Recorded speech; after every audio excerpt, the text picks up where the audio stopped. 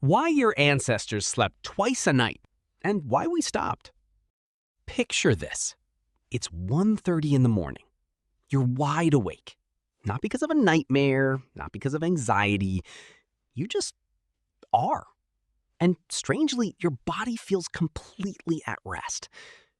Your first instinct is probably that something is wrong. But for most of human history, this wasn't a problem. It was perfectly normal. For thousands of years, humans didn't sleep in one continuous 8-hour block. They slept in two. Historians and sleep researchers call it segmented sleep.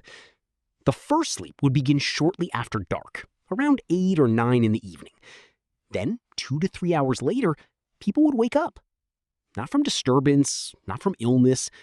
This waking was expected. It was used for prayer, quiet conversation, reflection, or intimacy. Then came the second sleep, lasting until dawn. So the real question isn't, why did our ancestors sleep so strangely? The better question is, why did we stop? To understand this, we need to go back to 1992. A psychiatrist named Thomas Wehr ran a deceptively simple experiment.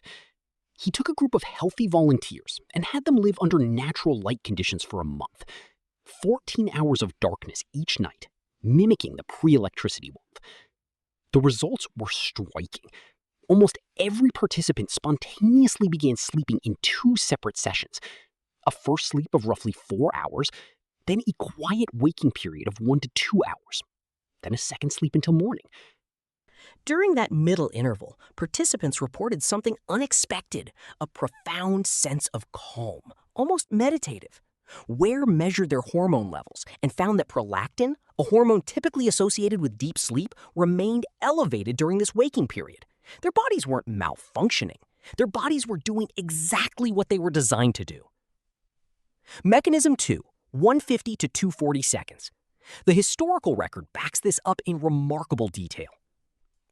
Historian Roger Ekirch spent 16 years combing through archives, diaries, court records, personal letters, literary works from cultures across the globe predating the industrial era. He found more than 500 references to first sleep and second sleep in documents spanning centuries. 16th century physicians recommended that couples conceive children during the hour between the two sleeps, believing the body was most receptive then. Geoffrey Chaucer referenced it casually in his writing, the way you'd mention breathing. Even the King James Bible contains passages that scholars now believe describe this 2-part sleep cycle. This wasn't one culture's quirk. This was a universal human pattern, shared across continents, across centuries, until something changed everything. Twist, 240 to 290. The emerging urban middle class, eager to signal modernity and productivity, began to view segmented sleep as primitive. Sleeping in one long, unbroken block became a mark of efficiency, of progress. When electric light spread across the 20th century, the shift went global and permanent. In less than 200 years, humanity erased a biological pattern that had persisted for millennia and decided the erasure was an improvement. But here's the irony.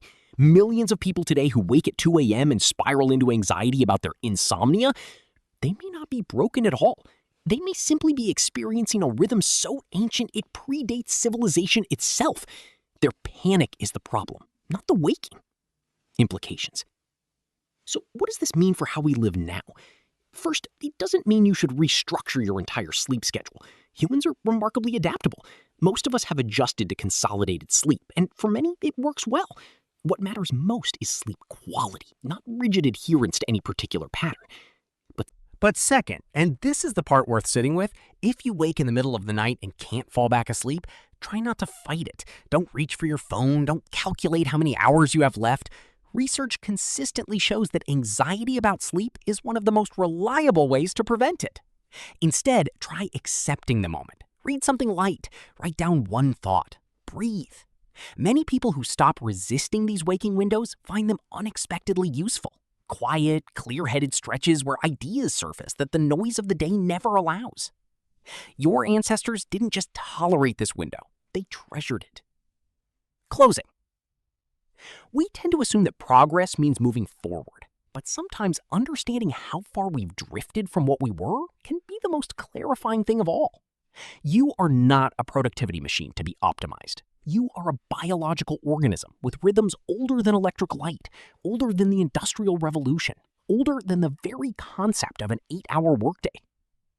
So the next time you find yourself awake at 2 a.m., before the worry sets in, consider this.